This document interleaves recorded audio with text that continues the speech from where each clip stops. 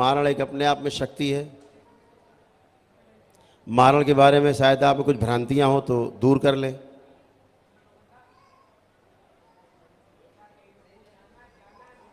मारण जो है एक तांत्रिक प्रयोग है। तो ऐसा कुछ भी नहीं है कि कोई ऐसे मंत्र पढ़ के कर दे, नींबू वूबू काट के, और आपका मारण हो गया और आप मरने लग जाएं। ऐसा कुछ नहीं होता। मारण का अर्थ होता है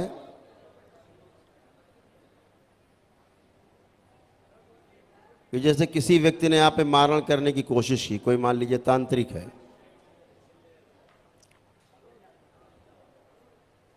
और वो चाहता है कि आप खून की उल्टी कर करके मरें,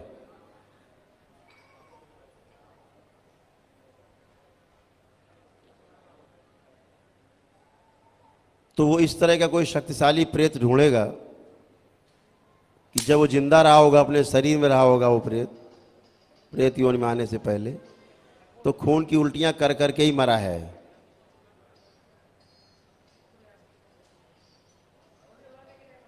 या उसने डालना है कि आपको लकवा मार जाए, लकवा में पड़े पड़े मर जाएं आप, शरीर के अंग आपके काम करने बंद कर दें। तो लकवा में जो लोग मरे हुए हैं वो प्रेत योनि में हैं, उनको पकड़ करके उस मार में बांधेगा।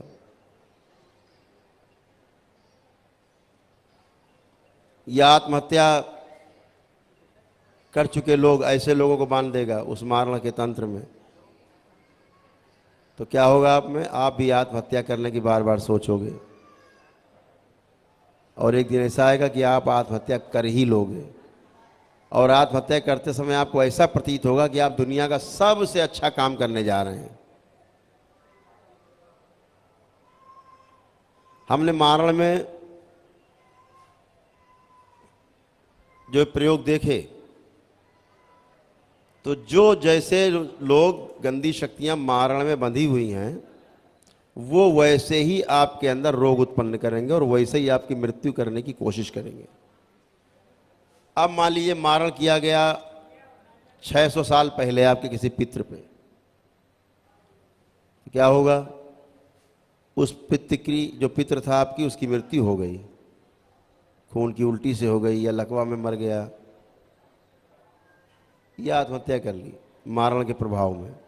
तो क्या होगा? वो उसी मारण तंत्र में वो पितृ बंध जाएगा, उनका गुलाम बन जाएगा जिन्होंने मारा है उसको। तो अभी 3 थे, अब हो गया उसमें चौथा, 4 शामिल हो, अब 4 लोग हो गए। अब परिवार के दूसरे लोगों पर ये मारण काम करेगा, जिसके अंदर कभी किसी भावना से, किसी भी लड़ाई झगड़े के बाद आदमी होता ही है, आदमी के अंदर कोई न कोई भाव आता ही है। और मान लीजिए सोच ले कि इससे अच्छा तो मर जाना अच्छा है, तो बस जो आत्महत्या वाले हैं वो सक्रिय हो जाएंगे, और वो आपकी खोपड़ी पकड़ के, इससे अच्छा है कि मर जाएं, आत्महत्या कर लें, इससे अच्छा है कि मर जाएं, आत्महत्या कर लें, ऐसे भाव और गहरे कर देगा, और आप जाके आत्महत्या कर लेंगे। जैसे भाव आपके अंदर उठेंगे उसी तरह के लोग सक्रिय हो जाएंगे, आपके उस भाव को बढ़ा देंगे, और आप बेबस हो जाएंगे, बेकाबू हो जाएंगे, स्वयं को मार लेंगे। तो मारण का मतलब होता है उसमें कुछ लोग बंधे हुए, पीढ़ी दर पीढ़ी कोई न कोई मरता जाता है, और मारण में ये संख्या बढ़ती जाती है धीरे धीरे धीरे धीरे। तो 500, 600, 700 वर्ष पहले, 1000 वर्ष पहले कोई मारण किया गया, या बीच में किए गए आपके डीएनए के ऊर्जा पथ में, तो आपके डीएनए का जो ऊर्जा पथ है बहुत बड़ा, उसी में मारण घूमते रहते हैं, और उसमें पितृ बंध गए, बनते जाते हैं, उनकी मुक्ति नहीं होती क्योंकि मारण बंधे हुए हैं। उनसे मुक्ति कराने का उपाय नहीं, पहले मारण काटो। मारण काटने के लिए बहुत बड़े आयोजन किए जाते हैं, आपको वर्षों दौड़ाते हैं तांत्रिक, वर्षों को जिंदगी भर दौड़ाते हैं मारण काटने के लिए, और आप 20 साल 25 साल दौड़ते दौड़ते खुद ही मर जाएं, हो गया मारण खत्म, पता लगे आप भी उसी मारण में बंधे हुए हैं। मारण को काटते काटते कई तांत्रिक मर जाते हैं, इतनी खतरनाक खतरनाक शक्तियां होती हैं उसमें, काली शक्तियां होती हैं, शमशान की शक्तियां होती, बंधी रहती हैं। उनको काटते समय तांत्रिक ही मर जाते हैं। अब अगर तांत्रिक मर गया तो वो भी उसी मारण में आके बंध गया। और एक और मजे की बात, जिस तांत्रिक ने कभी पहले मारण किया होगा, पहले कभी मारण किया होगा तांत्रिक ने पहले पितृ के ऊपर, तो जब वो तांत्रिक मरता है तो वो भी आके उसी मारण में बंध जाता है, वो भी भोगता है। ऐसा मत समझो कि तांत्रिक करके वो निकल लेगा कहीं। प्रकृति के नियम बहुत सच्चे, बहुत कड़े हैं, एकदम क्लियर है। तो वो तांत्रिक भी आके उसी में बंध जाता है, मारण और ज़्यादा खतरनाक हो जाता है।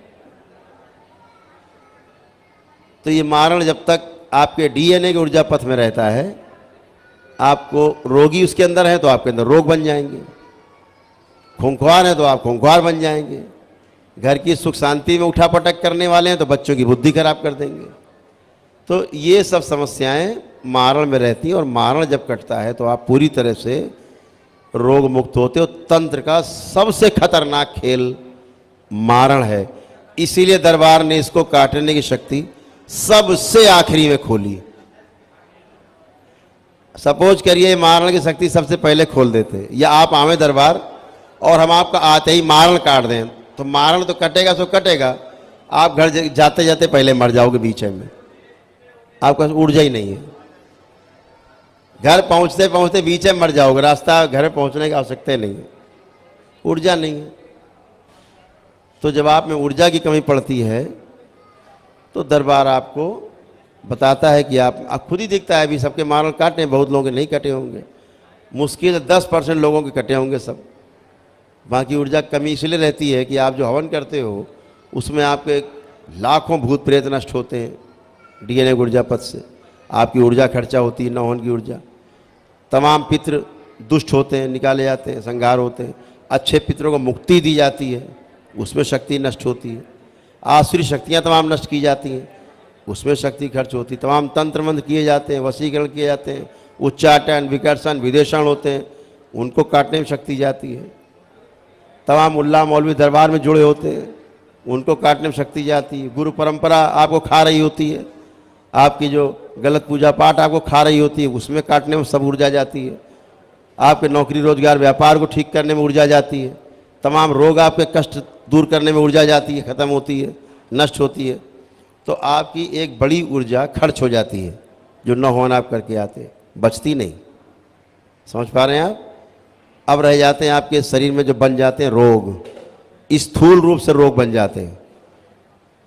ये रोग काटने के लिए और ये मारण काटने के लिए ऊर्जा आपके पास कम पड़ जाती है।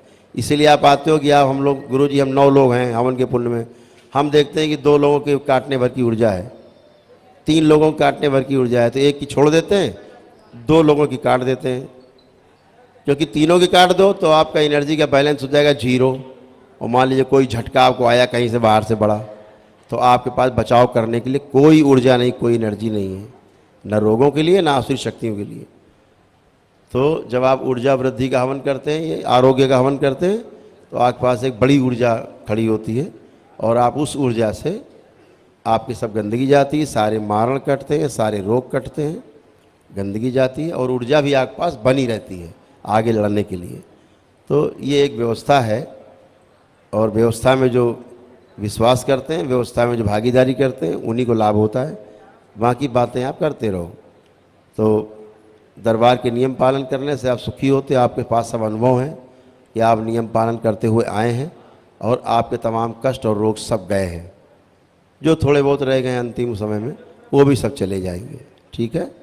तो अभी एक एक करके अंदर बुलाएंगे, तो माइक पे जो खड़े होंगे वो हमसे बात करेंगे, परिवार पीछे रेलिंग के पास खड़ा होगा, और वो अपने प्रार्थना करेंगे कष्ट और रोग नष्ट होने की, और जो मेरे सामने खड़ा अपनी बात बताएगा, सबके रोग और कष्ट जाएंगे।